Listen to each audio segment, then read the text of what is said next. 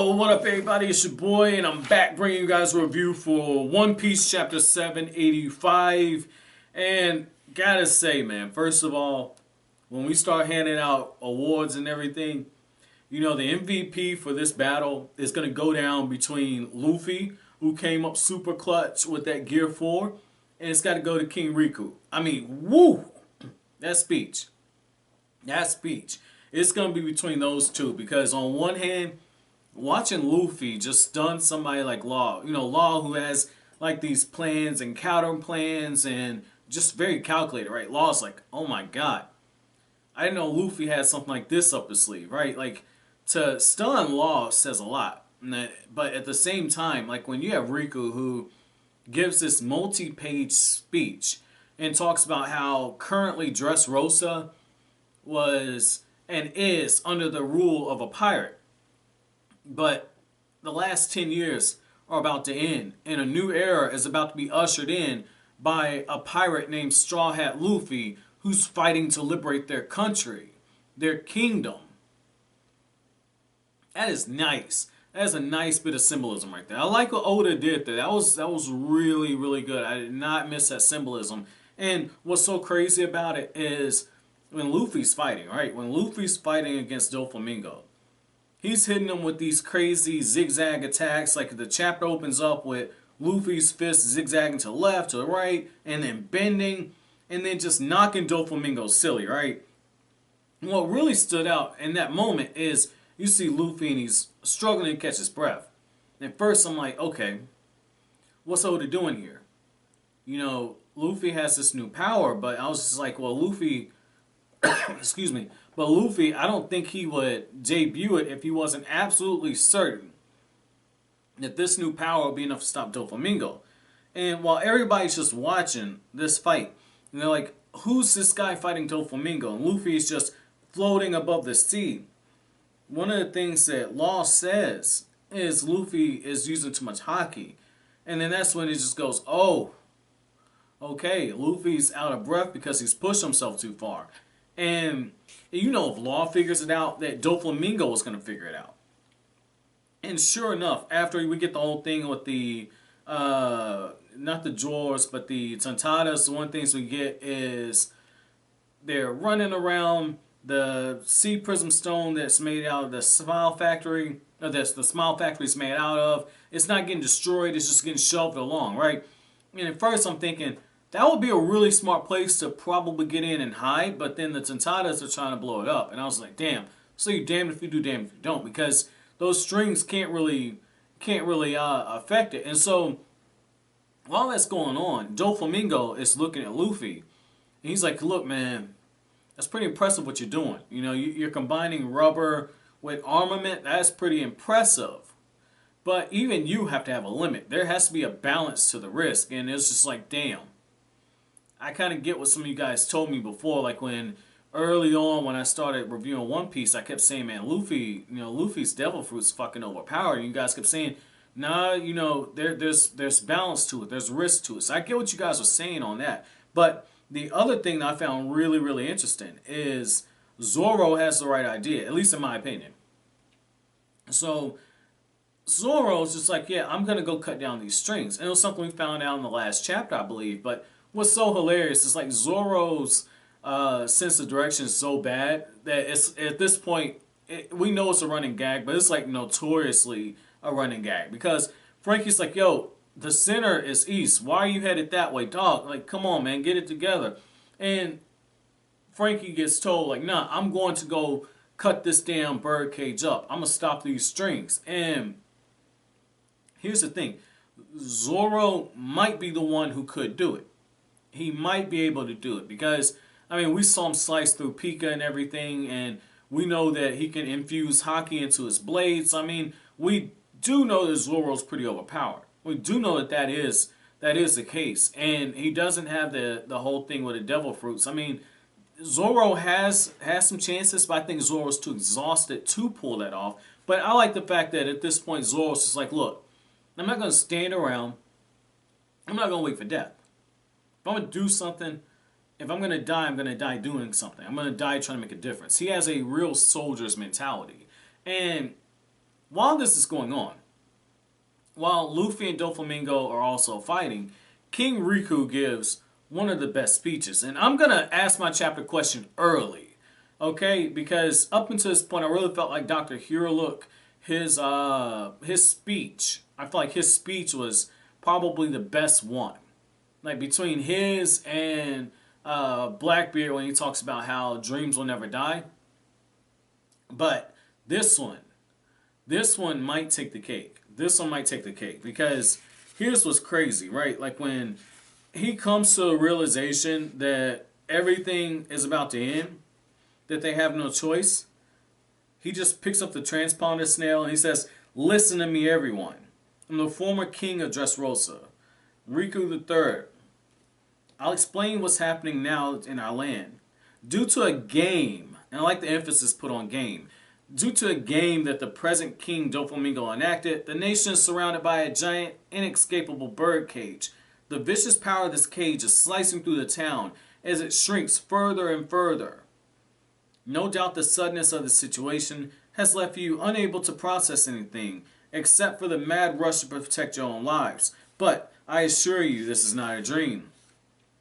And it's not a tragedy that began today. For the past 10 years, we've been ruled over by a pirate, trapped in the midst of a birdcage called Dressrosa. Those years, for 10 years, we've been a puppet on his strings. This is our reality, but very soon it will be over. The seemingly invincible Donquoit family, through the work of the mighty warriors gathered in our land, are nearly vanquished. All the family's officers are defeated. The only foe left to topple is Doflamingo, the current king of Dressrosa. Battling him now is the pirate Straw Hat Luffy. I have no doubt that he will destroy this birdcage. But whether he wins or loses, it will only be a matter of minutes. So, I beg of you, do what you can to survive. Ensure that not a single person is crushed by this shrinking country. Just keep running on empty lungs. And here's the beautiful part. On broken legs.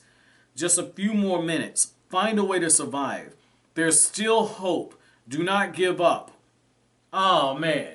And just to have the tears in his eyes while he's saying that, that is so beautiful. But the thing is, it's like when you hear him say, like, on empty lungs, on broken legs, keep moving forward. Damn. Damn, that is beautiful. That is beautiful. And like we see like the old lady. We see the old lady who had previously told her granddaughter, "Leave without me. Leave without me and save yourself." Very noble thing to say. Doesn't want to hold her granddaughter back. I respect that, you know. But then, in the same breath, when Riku's making the speech, she gets up and she has a renewed sense of urgency. That survival instinct kicks in, that fight or flight response. Everything is coming back full circle. And I just love it. I love it. Because again, like one of the things we're getting is we're seeing how great leaders affect people. You know, with Doflamingo, he manipulated, he kept you as long as you were useful. Luffy inspires, Riku inspires. I mean, it's great to see just the changes in the dynamics. And one thing I can say is that while this arc has been pretty long, I'm not gonna lie, this arc has been pretty long, this is a very satisfying ending. And the reason I say a very satisfying ending, because I mean, let's be real here for a second, right? Let's be real here for a second. We know that Luffy definitely took down Doflamingo. Anytime Oda develops this huge 2-page spread where a page and a half is devoted to the finishing blow, and you get the facial expressions, it's the same thing with Natsu and Hiro Mashima's Fairy Tail. That's the one shot that's about to just take you completely out. You know, that's the finishing blow. You know, and you know, one of the things I do like about Luffy is that like when Luffy decides to end a battle, when Luffy decides to end it, one shot is all it takes. Best believe that one shot is all it takes. If he can get one solid hit. And I like the fact that even though Luffy got a wrench thrown in his plans, right? Luffy was in complete control. He was overwhelming Doflamingo. Doflamingo said, "Nah, you know what, B? You got something up your sleeves? I got something up my slings too. Yo, I got a Devil Fruit Awakening. I'm like Devil Fruit Awakening? I don't even remember hearing this shit before. And Luffy's just like, oh, he's not a real paramecia. What's going on? And what's so crazy about that is Doflamingo starts controlling the strings, everything around him, right? They pop out the ground, they pop out the buildings. Doflamingo left it all out there. And despite all that, Luffy still manages to get that finishing blow. That's what makes it so crazy, man. Because again, like when you look at Doflamingo and then when you see the look on his face, he goes from pissed off to all of a sudden the reality is starting to sink in. And when Luffy starts closing in on him, that desperation hits. When Luffy says gum gum, we see a true look of desperation on Doflamingo's face. A true look of desperation.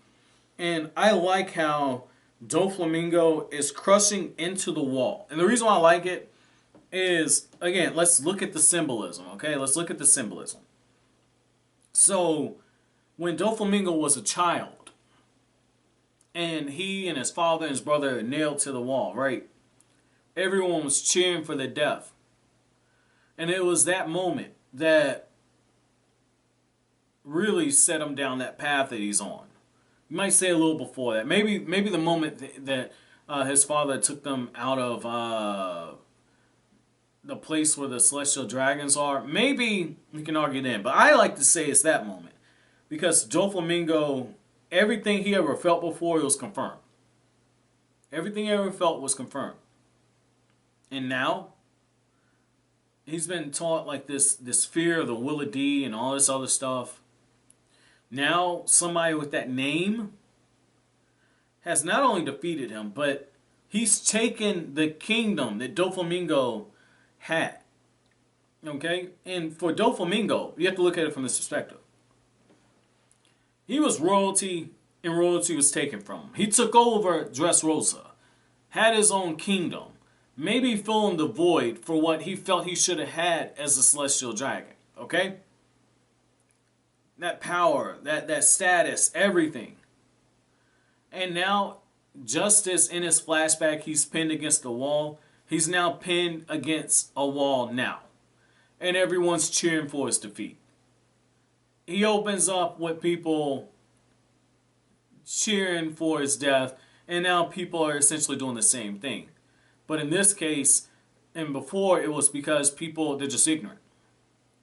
People are ignorant. They say, okay, well, you're part of a celestial dragon, and because of everything they've done, fuck it, we're getting even with you. Okay, that's just human nature. I get it.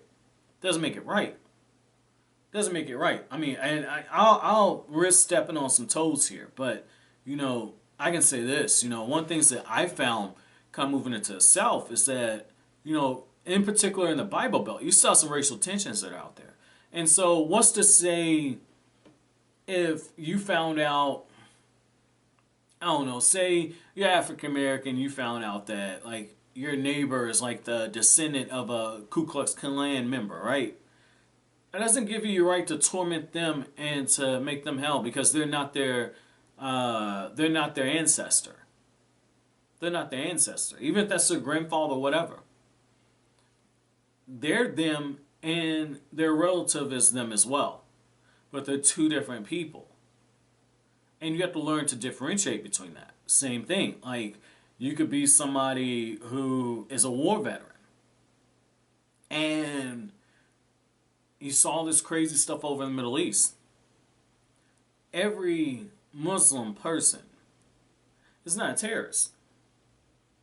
You have to learn to differentiate. And so that was then when it comes to Doflamingo. People couldn't see that. Well, in this case, they've been wronged so much and manipulated that now they're actually cheering for the right thing. They're cheering for their freedom. Doflamingo as a king has abused his position. He's abused his position, and now people are rightfully cheering for his demise, if you will. Before they were cheering for something outside of his control. Everything now is brought on by himself, and that's what makes Doflamingo so tragic, in my opinion. And so I want to ask you guys this as a final question as well.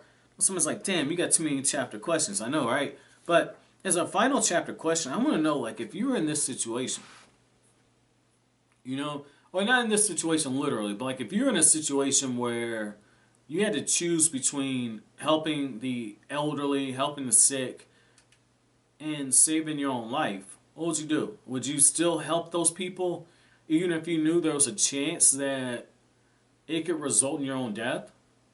Or would you run away? I'll be honest with you, I don't know the answer myself. I don't know the answer myself. It's very hard. It's very hard. So I want to know from you guys what you think about that. But, as always, guys, if you like anything I had to say, don't forget to comment, rate, subscribe, and share. Thank you so much for watching all the way to the end. Have an awesome day, guys.